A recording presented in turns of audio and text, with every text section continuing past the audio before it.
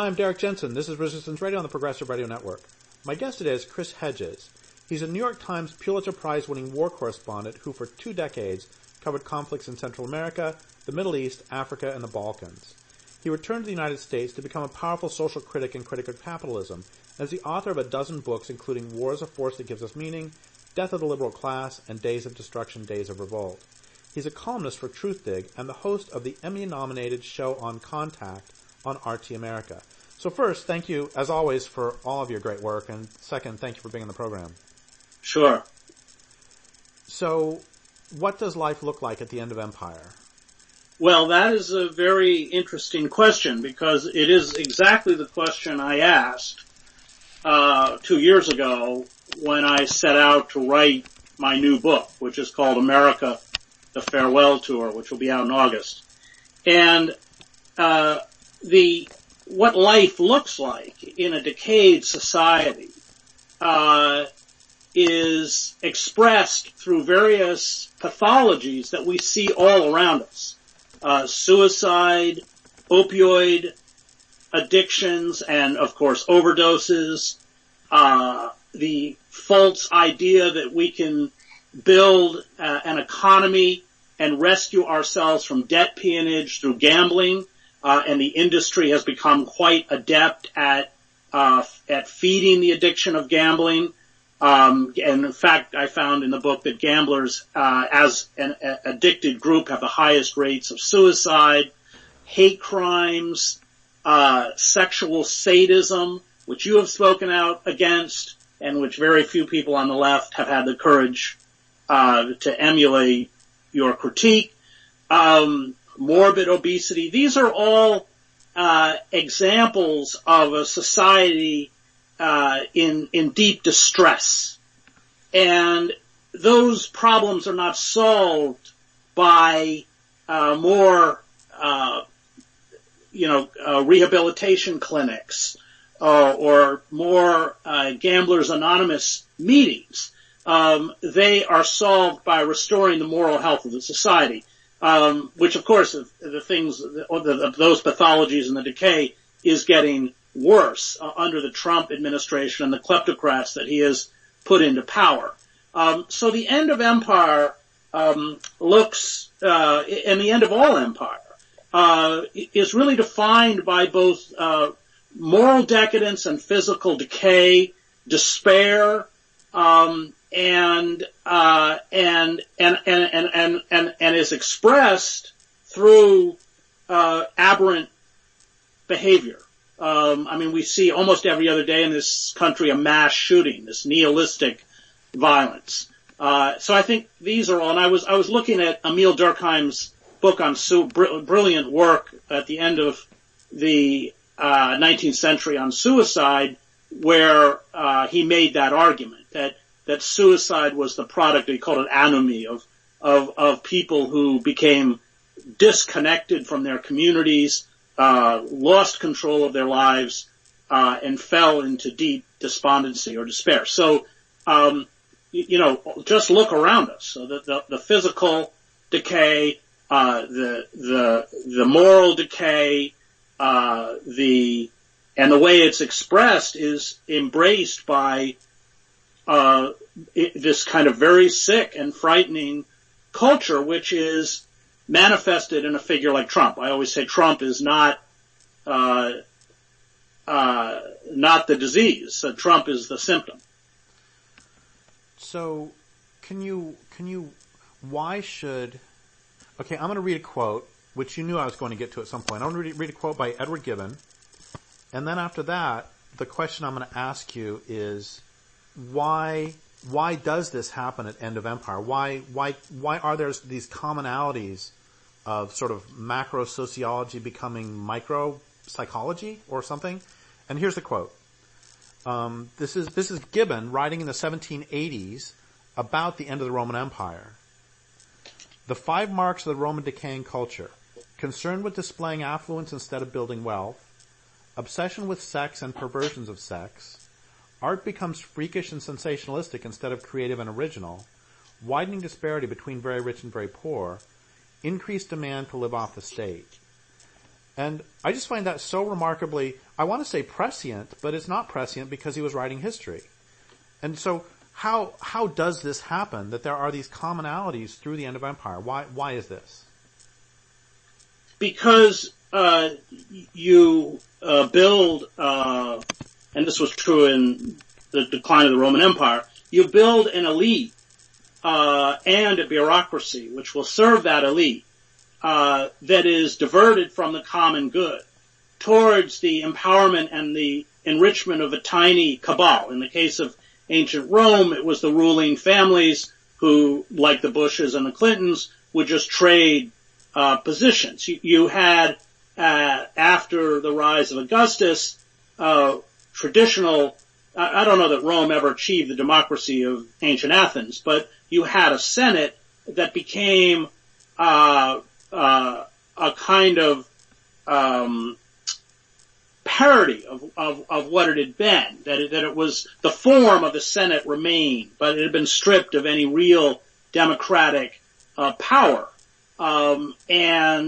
Essentially what happens is that anytime a cabal, whether it's oligarchic or corporate or fascist or communist, seizes power, you create a system of paralysis, which is, of course, what we have created. Because all institutions that once made incremental or piecemeal reform possible, i.e. gave a voice to the grievances and protected to a certain extent. I don't want to, be too utopian about America, but to a certain extent protected the civil liberties of the populace. Everything is now directed towards this tiny cabal and their particular desires and lusts, and everybody else is ignored. They don't count anymore. And so once you reach that point, then these totalitarian systems, while they are different in terms of how they, in terms of kind of the some of the details but they function essentially in the same manner. Because there is a kind of disemboweling of the state, all of these systems look for scapegoats in which to blame for the kind of precipitous decline. And these systems, totalitarian systems, autocratic systems, also do spectacle and entertainment very well. And Cicero writes about how in ancient Rome, as the democracy decayed and the oligarchic class seized complete control, it staged more and more elaborate spectacles in the arena, so that people's emotional and intellectual life were invested in the absurd, in the trivial, in the banal, in the salacious. We forget that there was a huge sexual component to the kind of entertainment industry at the end of ancient Rome. So there are marked characteristics, and I would call them pathologies, that express themselves in a dying culture. And of course, one of them is what anthropologists call the crisis cult. Crisis cults are where you retreat into magical thinking, when you kind of can't cope with the onslaught of reality.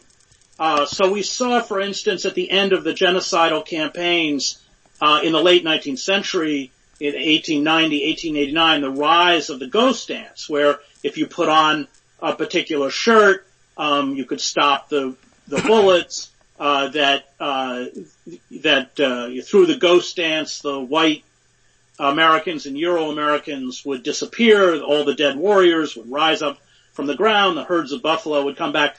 But that takes place in all decayed societies. And I think that that's how we have to look at the Christian right, as a crisis cult, the rapture, the end times. So we're very far advanced.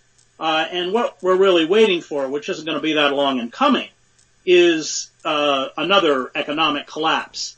And this time around, the oligarchs don't have a plan B. They already have reduced interest rates to zero. They were actually moments in Europe where was below zero. They were paying people to borrow money. Banks were paying businesses to borrow money. And what have they done? I mean, we have subsidized the financial industry, Wall Street, Citibank, etc., to the tune of trillions. I mean, of dollars. That money has to be paid back, even though it's lent at virtually 0% interest. And instead of investing in the country, as China, by the way, did after the 2008 crisis, and building new deal-type infrastructure projects, all they've done is what Marx called fictitious capital, use money to make money, primarily through debt peonage. So they borrow money at 0% interest, and then shove these student loans down the throats of college students. If you're late on your credit card, it's 28% interest, all sorts of hidden fees in medical bills, even if you have insurance. But that's not a sustainable system. The housing bubble is now back. The stock market is highly inflated. I mean, what did the oligarchs do with these huge tax cuts? Well, they didn't invest in workers. They didn't raise wages. They didn't hire more workers. They bought back their stock.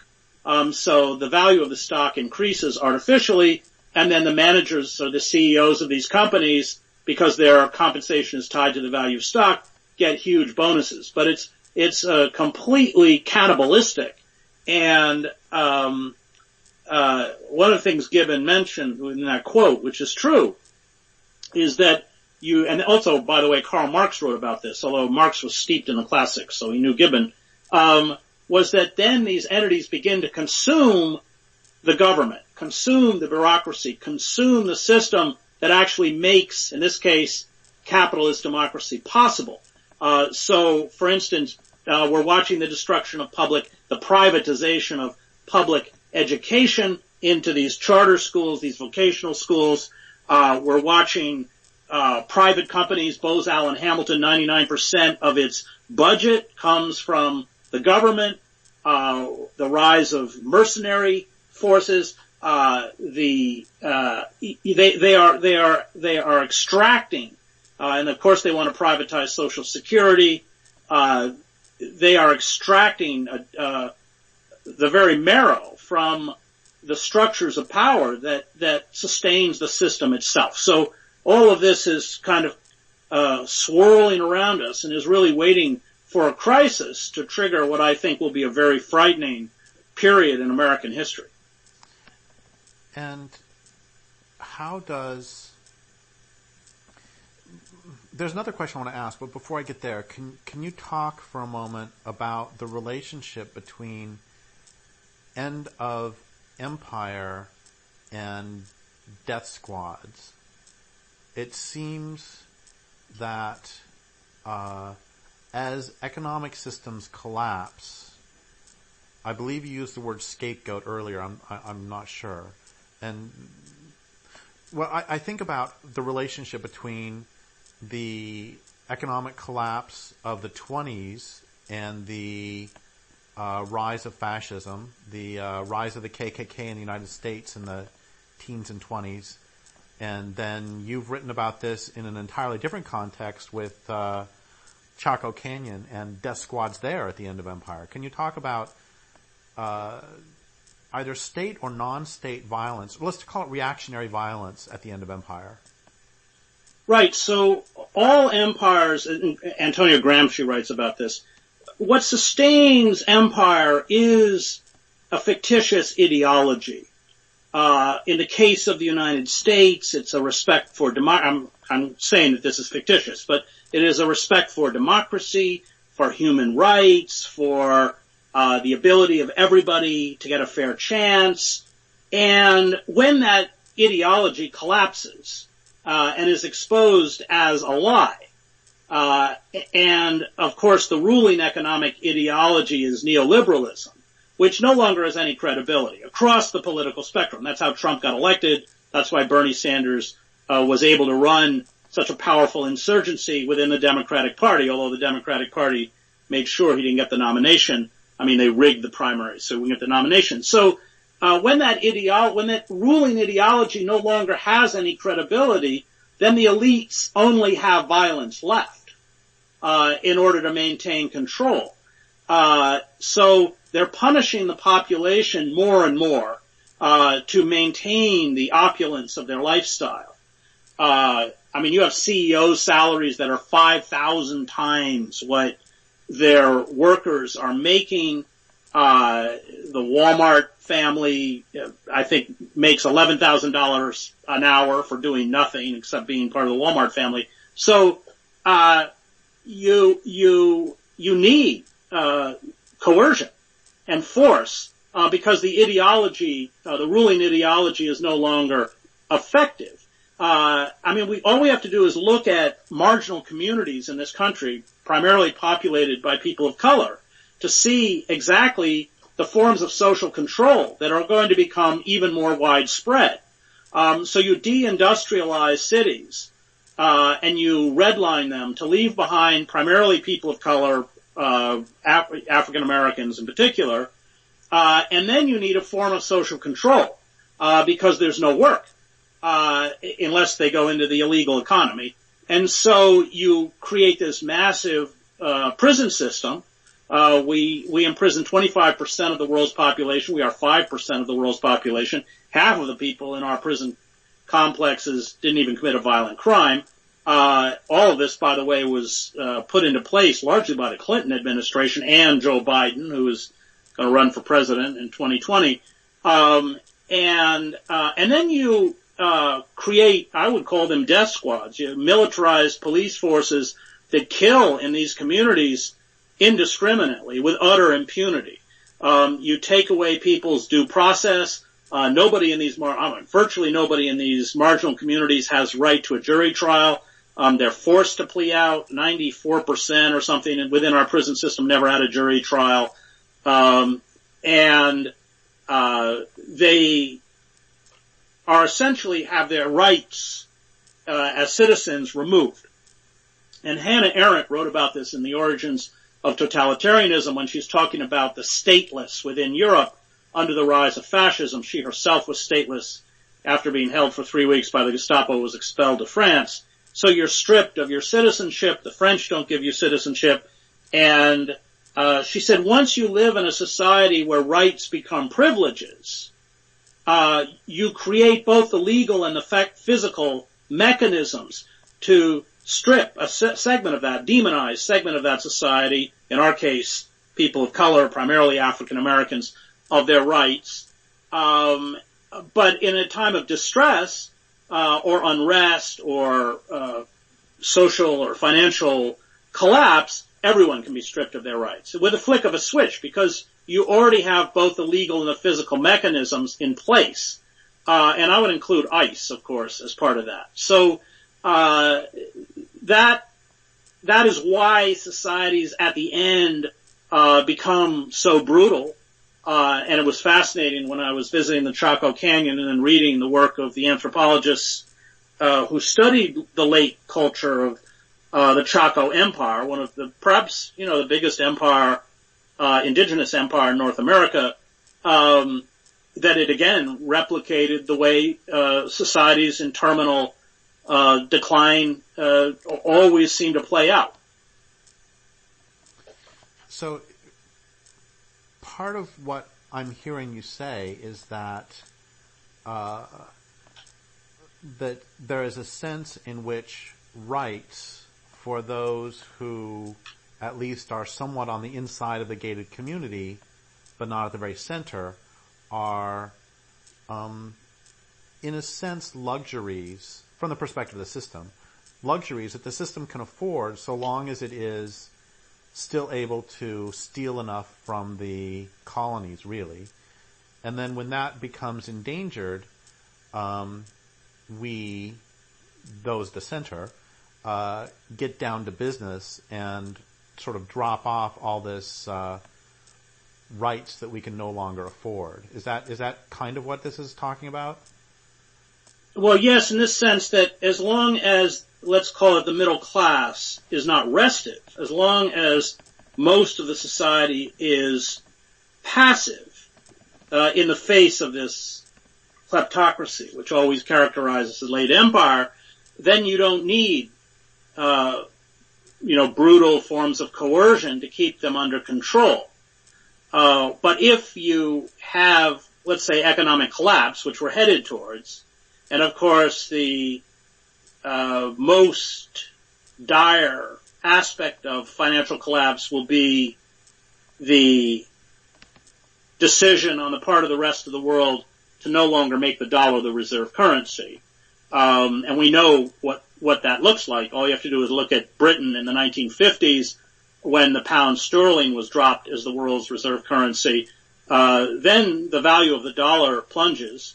Exports become exponentially more expensive, and you can't maintain empire. U.S. Treasury bonds are worthless. People don't want to buy them. So at that point, then the ruling oligarchs, corporate oligarchs in this case, will need these harsher forms of control in order to continue to prey upon the population to extract obscene profit and to keep people in line.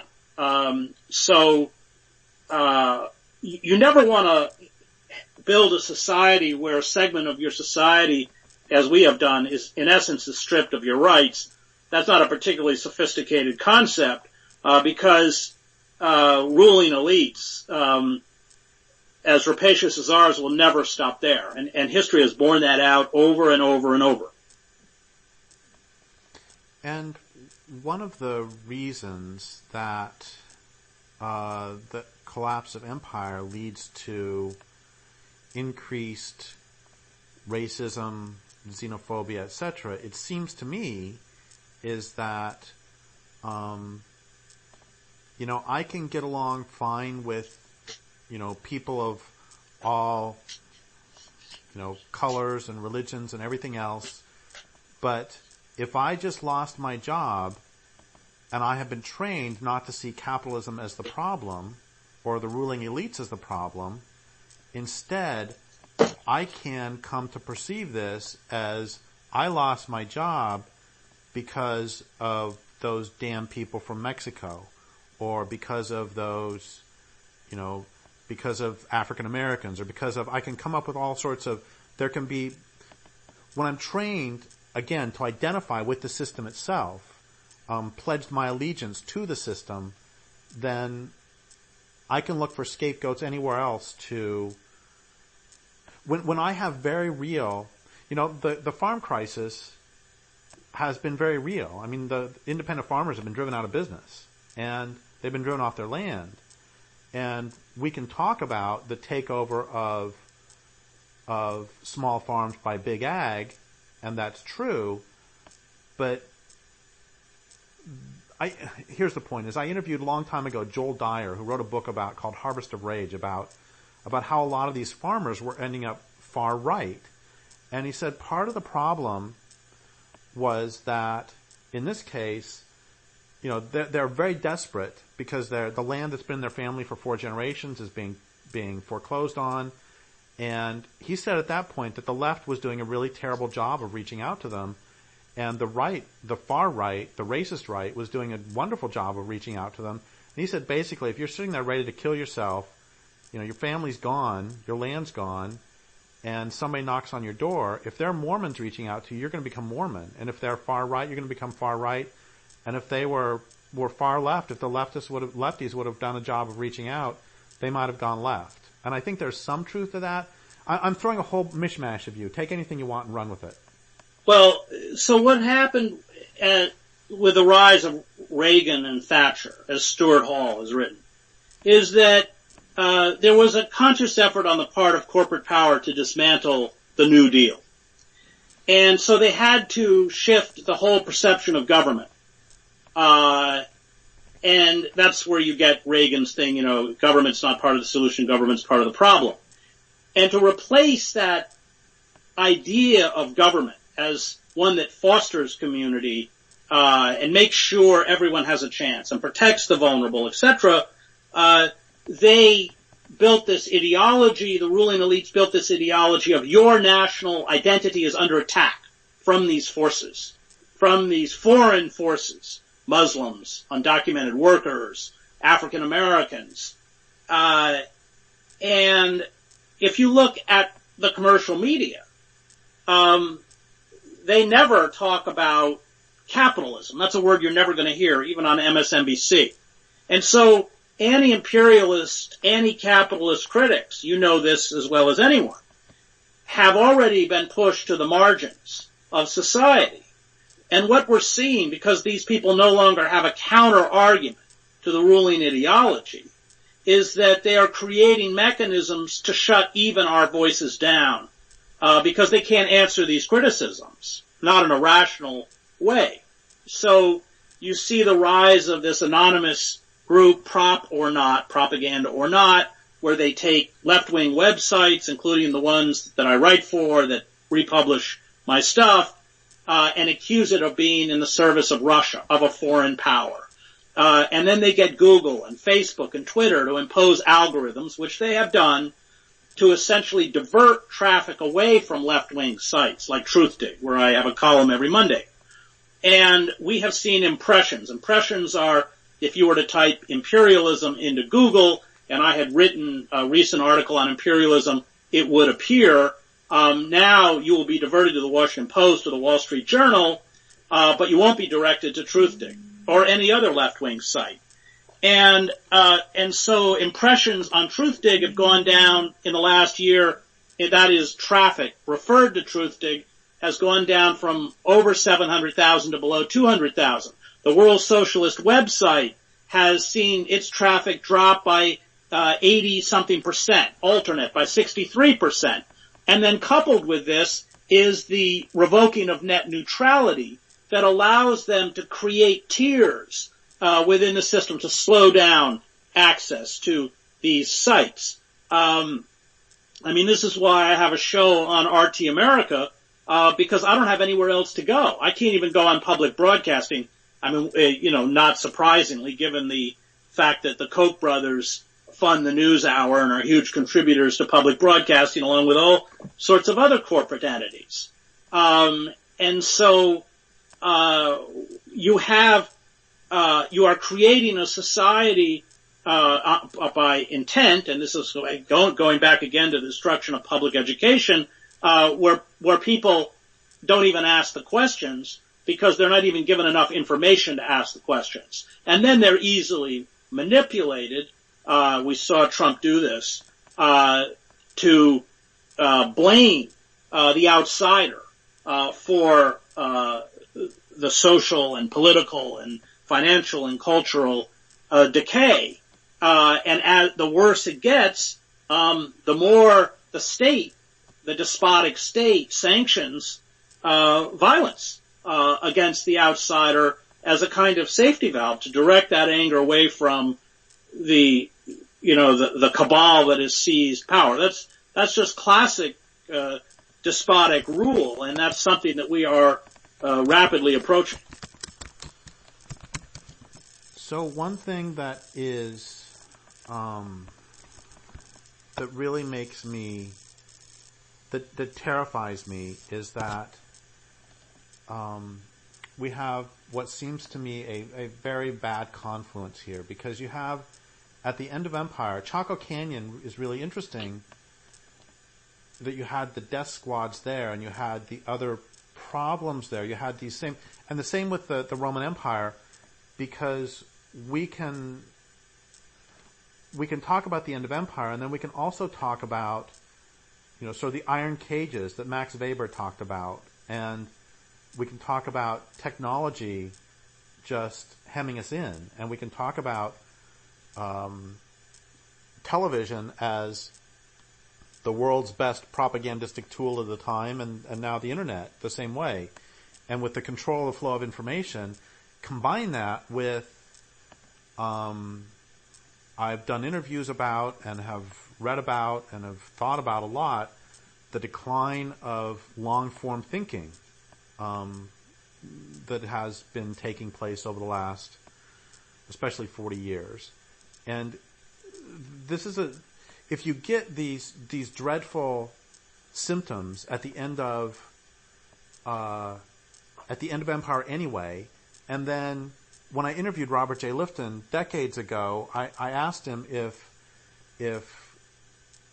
technology exacerbates psychic numbing that he talks about in his work, And he laughed and responded, technology exacerbates everything. And it seems to me that this is a confluence that makes the end of this empire much more fraught than, and we haven't even talked about ecological collapse yet, but leaving that aside, this still makes this end of empire, it seems to me, far more dangerous than many previous empires. Well, because the systems of indoctrination are so much more sophisticated, along with the systems of surveillance and control. So you're right. We've never seen anything like this. The Stasi state in East Germany was child's play compared to what the United States has set up. So, you've called them, it's a term you use that I steal from you all the time, you call these things electronic hallucinations. They are designed to destroy thought. That's why you gotta stay off them. I'm not on any social media. I don't own a television. And yet, you can't escape it. Even I know who Stormy Daniels is and, Roseanne's meltdown and but you don't want them, seizing control of both your time, and conditioning you for these constant adrenaline hits, that destroy your capacity to sit down and actually think. And as you know, I wrote a book called Empire of Illusion, The End of Literacy and the Triumph of Spectacle, that talked about the danger of severing ourselves from a print-based culture and embracing spectacle and illusion. What's happening now to the commercial news media is that it is a full partner in the reality show presidency. And they largely created Trump. NBC created the fictional personality of Trump on The Apprentice, which he then used to sell to the American public. And it's all burlesque all the time. And I find it just terrifying. I was at the gym the other day and saw CNN, and it was a long segment on something new from Stormy Daniels, and then a roundtable discussion about Roseanne Barr's show. This isn't news. I come out of news. I'm a old newspaper guy. So I think when you look at the decay of society, everything becomes salacious, everything becomes gossip. That was certainly true at the end of the Roman Empire, true at the end of the Habsburg Empire. Any empire. Look at the end of the Ottoman Empire. And in a way, it becomes an effective mechanism, again, to divert attention away from the collapse. And you mentioned environmental collapse. The polar ice caps are melting at a rate that even the most pessimistic climate scientist a few years ago would have never predicted. Large trees are dying. Communities in the north are sinking because the permafrost is melting. And what are we doing? We are doing what all societies do at the end, which is engaging in kind of emotional and psychological retreat into the embrace of depravity. And we haven't even mentioned pornography. We're a completely pornified society. Because of you, actually, the fourth chapter in my book, which is called Sadism, is set at kink.com, which I'd never heard of till you told me about it. And I went out there and sat through quote unquote classes, of torture, literally how to torture people. And as Wilhelm Reich, writes in The Mass Psychology of Fascism, and I'll just read you that sentence. He says, fascism countenances that religiosity that stems from sexual perversion, and it transforms the masochistic character of the old patriarchal religion of suffering into a sadistic religion. In short, it transposes religion from the other worldliness of the philosophy of suffering to the this worldliness of sadistic murder. We have to, and you have been very outspoken about this, one of the few. we have to also recognize that accompanying all of these pathologies is the loss of the capacity for intimacy, the objectification of women as essentially tools to be abused physically. I mean, I interviewed women on these kink sets, and boy, this pain is not simulated. These women are beaten. They are black and blue when they finish. They take painkillers before. I mean, everyone I interviewed who's left it is dealing with severe post-traumatic stress disorder. And these films are just, there's no other word for it. They're just sick. They're just sickening. And that is a huge element within the culture. We are a completely pornified culture, which is why the stills that were released from Abu Ghraib look like stills from porn. That's not accidental. Yeah, it's completely mainstreamed and horrifying, and again, predictable. We have Edward Gibbon saying this in the 1780s. And we have, this is not quite time to wind down yet. We still have about 13, 14 minutes, but I'm going to ask you what would normally be a wind down question, which is, so I've interviewed, over the past couple of weeks, I've interviewed some people who've been working on these issues for a long time, working on environmental issues especially, back all the way from the 60s and the 70s. And both of the people I talked to, or three of the people I talked to recently, have all said that the momentum is just so fierce, so strong, that, you know, they feel like their work has been throwing a tiny pebble against the incoming tide or something. And, you know, I'm not countenancing quitting. I'm in this till my last breath. And that doesn't alter the fact that when I read sort of macroeconomic accounts, when I read your wonderful book that's coming out in August, the fact that these are macro-sociological, I think I said macroeconomic, I didn't mean that, macro-sociological, larger social trends. Decades ago, when I read Overshoot by William Catton, one of the things he talked about in there is, he said that if you have a certain number of people acting in a certain way, you could almost call that a fate, because it is so hard to change an entire culture.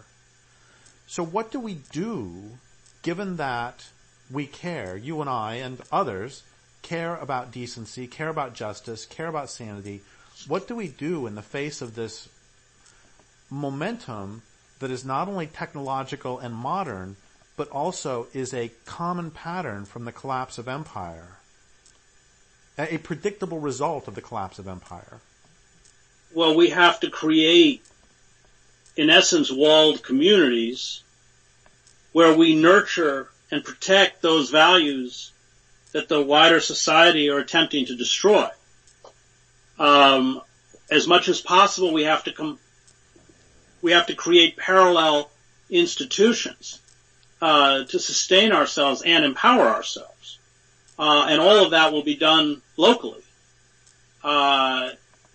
Because when collapse comes, the elites will retreat into their gated compounds where they will have access to services and healthcare and goods and security that the rest of us won't. They're not going to be out there taking care of us. We'll have to take care of ourselves. That's why, local food markets, sustainable agriculture, sustainable energy, all of this becomes, in moments of distress, these become political acts. Local currencies, the more that we can unplug ourselves, disconnect ourselves from the corporate monolith, the safer and the better will be. And so that really means attempting to take power locally. Now we can't be naive. I mean, if you go back a couple years ago in Denton, Texas, the community rose up against the fracking industry, and what did the state legislature do? It essentially overrode, because the fracking sites around the city were making sick and poisoning the drinking, making people sick and poisoning the drinking water, and the state legislature essentially outlawed the efforts by the local community to control their own environment. So those will be the forces. We also have seen this with fracking in Pennsylvania. These will be the forces that we will have to contend with. But we are going to have to begin to rebuild community and rebuild local power structures to pit power against power. Will we succeed? I just don't think it's helpful to be Pollyannish or naive. I mean, I think part of, for me, what resistance is about, and ultimately what hope is about, is facing the bleakness of what's out there, rather than lying to ourselves about it. And it's difficult, especially given what's happening to the climate.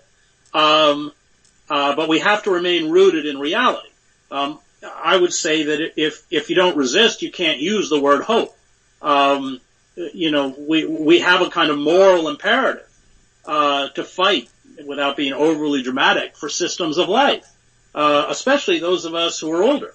I mean, I have kids, and what kind of a world are they going to inherit? I at least want them to look back and say that their father tried, that he wasn't complicit and he wasn't passive.